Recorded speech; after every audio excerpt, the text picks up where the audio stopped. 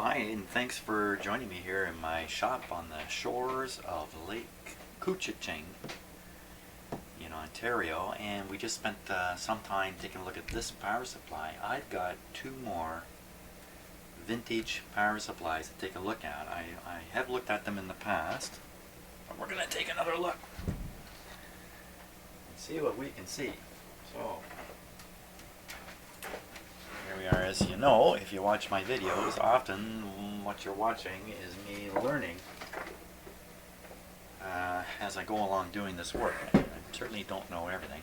Yeah, this one's come with a yellow frog on top. There. So there they are. Two more power supplies. They look very similar. Very, very similar. Except this one has a nameplate. This one has no nameplate on it anywhere. We're going to start with this guy. So I'm going to set this one aside, complete with rotten wires.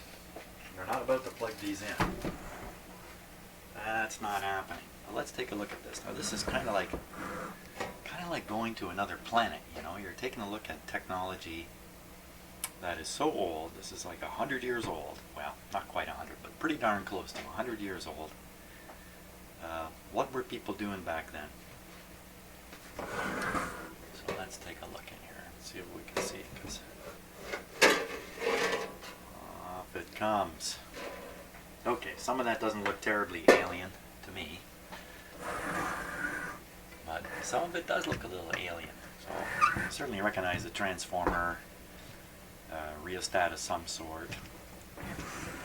No doubt these are the diodes, but I can't say I've ever seen anything quite like that. Take a closer look at it. And this big thing on the back here with a big proud sticker is the capacitor. Not less than 4,000 microfarads. So that's a pretty big capacitor. I guess it was a big thing to manufacture these back at that time. This would be, I'm guessing this is from the very late 20s, 1920s. No real wiring underneath there. No components anyway, just a bit of wiring. Oop. Like I say, I'm not about to plug this in. But let's take a little bit of time and have a close look at it. We'll do it with my close-up camera here. Oh, we were on the close-up camera all that time. You like that? Okay, let me just get this ready for refocusing here. Force the focus really tight. There we go. Okay. So, a bit of a rusty guy, but what do you expect, having been around for 90 years? Interesting.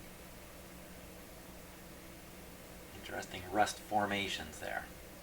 Now, by the way, I made a couple changes in my shop, mostly with the audio part of the video system. So I'm no longer using the camera microphone. I'm back on a discrete microphone. In fact, there it is right there. And I think in my preliminary tests I could pick up a hum. So you might be listening to a bit of a hum coming from those microphones, which I haven't really sorted out. So that's a German company, the Tobe Duschmann company. Duschmann. Okay, it's probably not pronounced quite that way. Canton, Massachusetts. No date on it. This may not be original to the to this. This may have been a replacement. I don't know. And the transformer.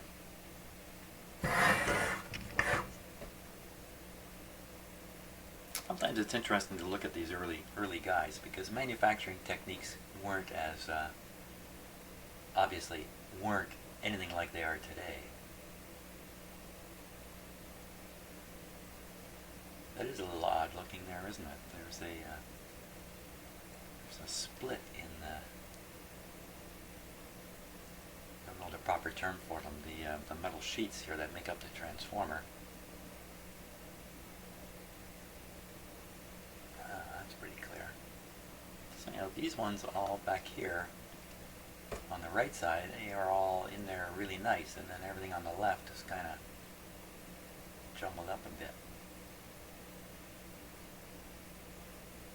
Yeah, I get a kick out of looking at these old things. Look at this piece of cardboard here, which is just like new. Sometimes the materials you think aren't going to have a life do. A lot of the natural type materials have a much longer life than the, let's say, the human materials like plastics and that. So this control has no knob on it, and it's contained inside the cabinet. So this was meant to be adjusted once and not readjusted with any regularity. And what's it doing anyway? It looks like it's, let's see, it's coming off this wire here, which is coming off of these rectifier that we haven't really looked at. So in the other terminal, stick my finger under there. There doesn't appear to be another terminal on here. That's kind of weird. It must come in on this, the electricity, run through the wire, get picked up by the slider here, then head down. This must be an insulating material in here or something, and come out the bottom.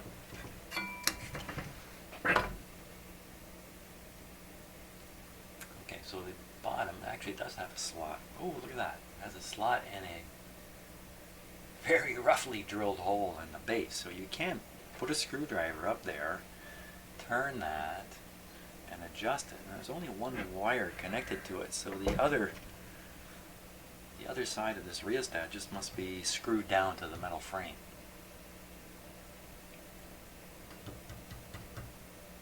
Okay, which isn't going to help me figure out exactly how this is wired. But almost certainly this is controlling the output one way or another. Either it's a resistor right on the DC output from this, or it's reducing the amount of AC that's making it to the rectifier. I don't really know offhand.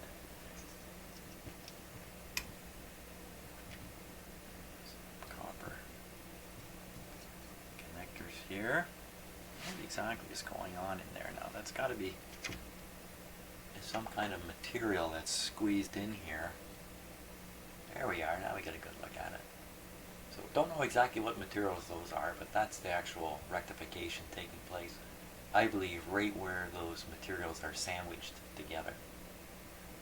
And my guess is this isn't a very good rectifier. It's probably got a lot of reverse leakage in it, or it can't withstand much reverse potential, or it's a great big thing compared to today's standards. I mean, this could be replaced by 2 little diodes, or maybe 4 diodes. So it's an interesting material here. This material right here, this big disc of metal, a bit of an unusual grayish color to it. And then of course, see, the bolt has a bit of rust on it.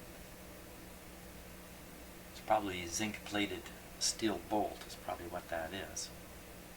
And the zinc is powdering up on it here. Kind of a little hard to see when it's on the end of my finger now.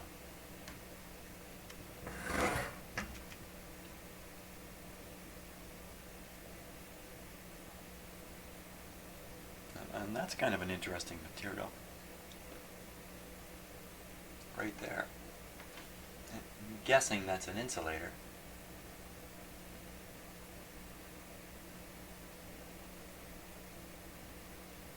And this heavy bar here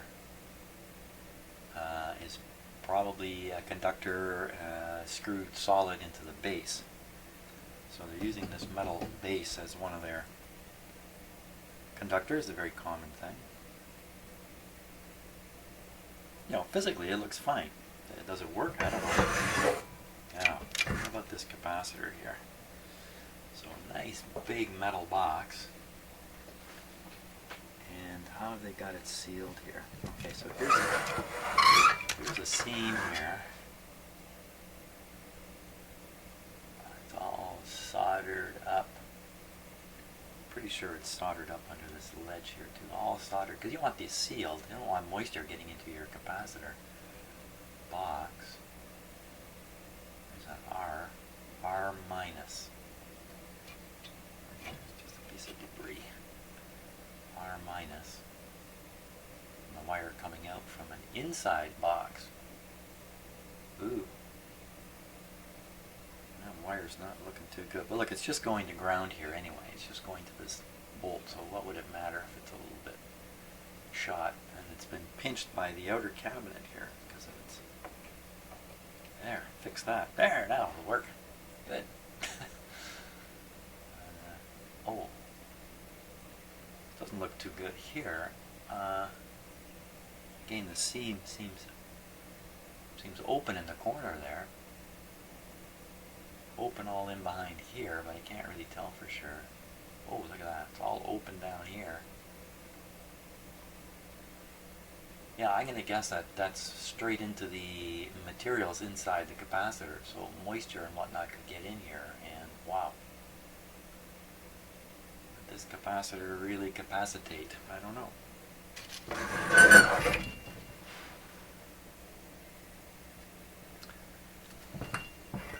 So that's that guy.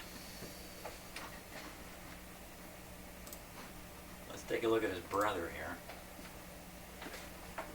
His brother out.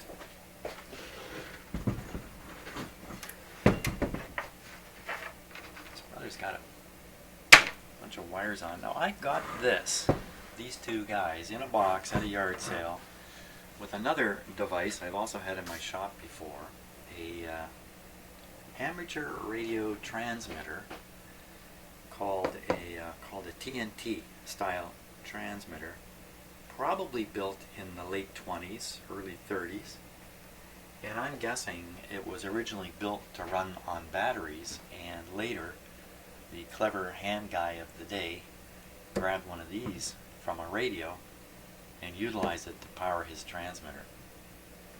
That's my guess on why these things were all in a box together. So it's got a little switch here. Cool, check that out. You know what? That's nicer than today's chain switches. Look how they've done this. When you pull on the chain,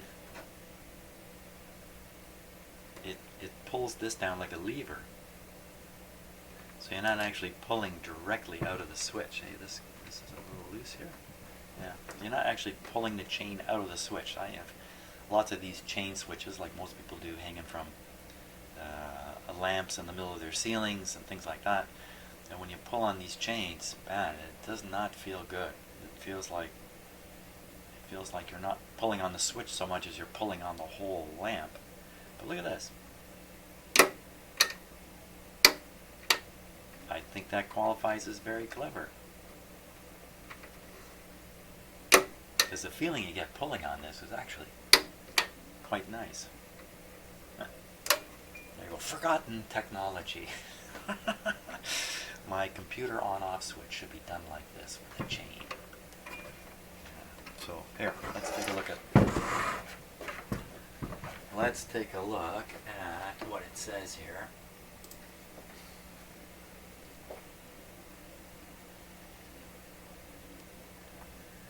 Mercury Power Box. Mercury Power Box. Okay, so Mercury was a very popular name for a radio built in the 20s for use only with 25 or 20 or 60 again. So there must have been 60 cycle power back then that I just wasn't aware of. I wasn't aware of much back in 1929. I guarantee you that. Input. So it's a 20 watter, 110, 120 frequency. For use only with 25 or 60, and then down here it says again, frequency cycles. Frequency cycles, 25 or 60. Hydroelectric Power Commission approval number, 2177. Boy, that's interesting. Okay, Hydroelectric Power Commission, HEPC, was the name of the authority in Ontario that was generating and distributing via transmission lines electricity, starting with Niagara Falls. Hydroelectric Power Commission. And hydroelectric, of course, means falling water. It means you're using water to power your generator there. And look at the number, 2177. Seriously, this is the 2000th item to receive an approval. You know, that's pretty early on, no matter how you consider it. Now, the Hydroelectric Power Commission was created, I believe, in 1906, and it took quite a few years to build up steam. Yeah, literally build up steam, or build up reservoir water, or build up the electric system. So this approval could easily date from the mid-20s, late 20s, early 30s. I have no real idea. I'm just guessing on this 2177 number. The H.M. Kip Company from Toronto. Like all the major cities in the world, there were people experimenting with electricity and things like that. So no surprise that out of the city of Toronto comes a very early electronic device. Now, here's the terminals. 1, 2, 3, 4, and 4 wires down here coming out of it. But exactly what all these are, well, I can guess. You know, there's going to be a DC power, some AC power to power the two heaters. Taking a bit of a ding here on the corner. Let's just look underneath. I'm looking for that adjustment hole, but there's no hole under this plate. There's no way to adjust anything like the other one, you know, like this one. Okay, so let's take the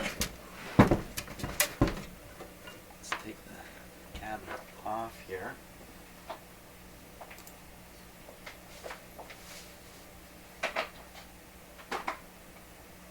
Provided I can find a suitable screwdriver.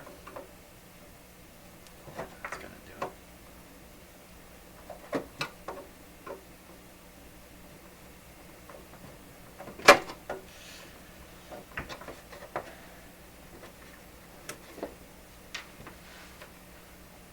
It's only got 2 screws on opposite corners here.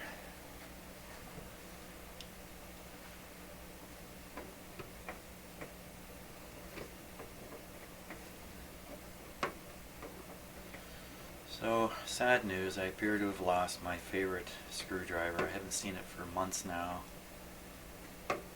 Went missing in my old house, hasn't shown up in this house. My favorite screwdriver, which basically I got from my wife shortly after I met her, because it was her sewing machine screwdriver, you know, one of those long shank, skinny guys. And, you know, I love that screwdriver. There we go. Ooh. Oh yeah, up to the switch.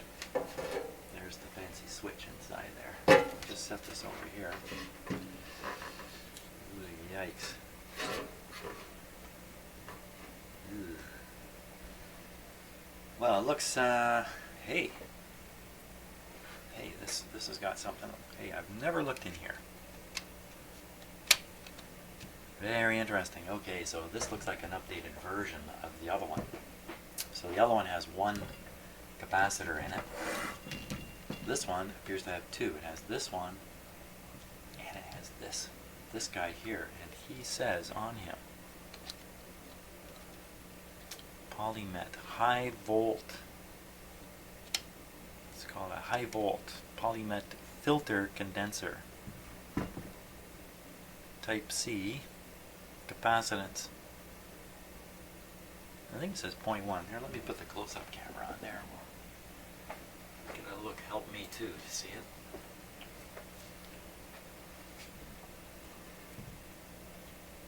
Okay, high volt Polymet filter condenser type C.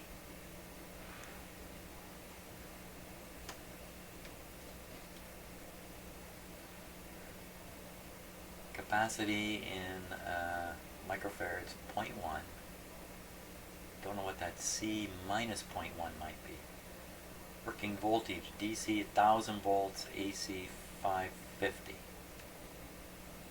Made by the Polymet Manufacturing Corporation, New York. So this would have been manufactured in New York State, another area with advanced technology, because again, guess what? Niagara Falls, same thing. Niagara Falls generating electricity and a lot of industry showing up early on, so not surprising again. This high-tech stuff would be coming from New York. I think New York still does some high-tech stuff. So I think what this is, you got your big filter capacitor. Then you have a small one connected to it because the big one can't do much about high frequencies, and this would be some kind of like noise suppression type thing going on here. Something like that. I'm not exactly sure. One thing for sure, don't trust anything I say. Because it's a strange mixture of knowledge and guesswork. Oh, there's the name there. Manufactured by AB somebody.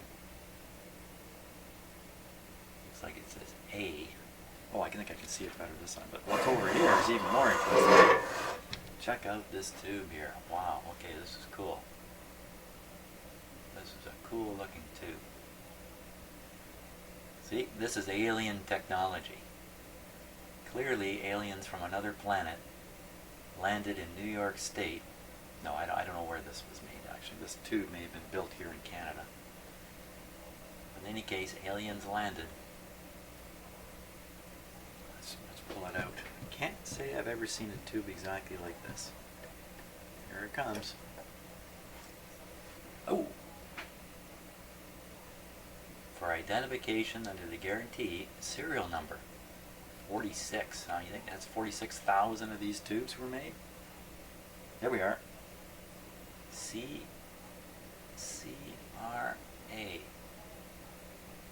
125 full weight. Wow. Okay, I'm gonna have to check out this tube. I've never held one like this in my hand. Look at the glass. Here, let me switch cameras again here. Oh, that's it. Bang it up, Jimmy. Come on. Okay.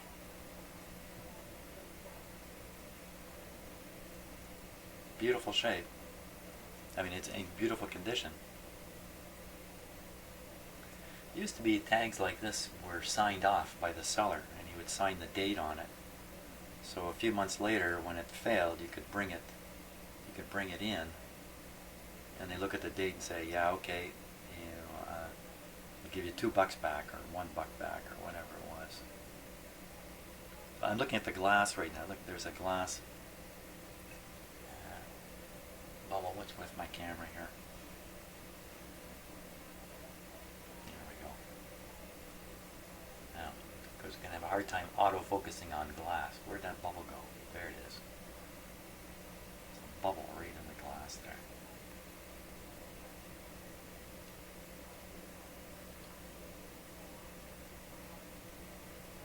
Must have been they'd blow these glass globes and reject a pile of them for various reasons. I would think. Exactly what's going on inside there. Let's switch back to the other camera because the autofocus here is driving me nuts.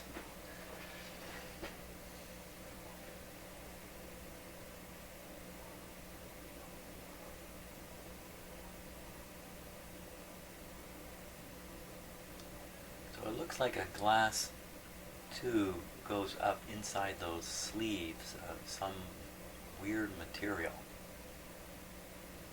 More weird materials there. And then, what's this hood for? It's probably what the people were asking when they were making this. based on the alien technology that they were imitating. I don't know why the hood's there, but let's put it in. Well, it's a rectifier too. I mean, that's what it's got to be doing. So I could hazard some guesses here, but I'm really not going to. Maybe the rectification is taking place right up inside here, inside this thing. And these are all spacers and distance makers, so you can't get a short. I don't know. Because this is going to be rectifying a fairly high voltage coming out of that transformer. And, you know, how good is the vacuum inside here? Not just today. You can really question whether there's any vacuum inside here. But back when they made it, what was the quality of the vacuum they could pull inside these things? If you notice, there's no silver flash on the inside of this tube, so there's no getter. So they hadn't figured out, or at least weren't employing the technique of gobbling up the last bit of gas and oxygen and whatnot using the getter technique. Now, I'm looking right in the center of the screen there. I almost think that says 40, but I don't know. There's no, the only identifier is 125. 125 full wave. I gotta check this out on the good old internet.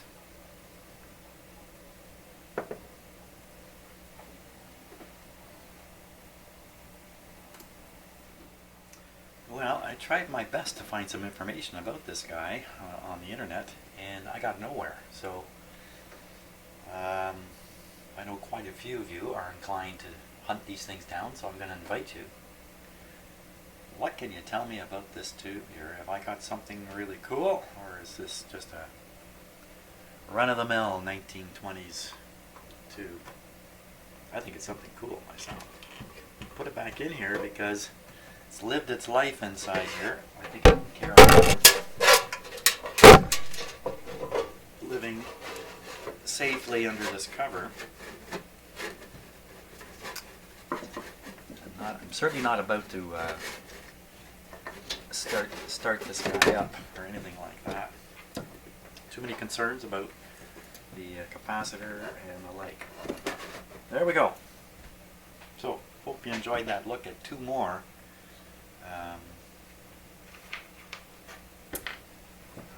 power supplies built at a time when nearly all radios were run by battery, as I understand it. So there we go. Thanks a lot, and let's hey, maybe I got a different radio I could bring in here. Let me check. I'll see. See you later.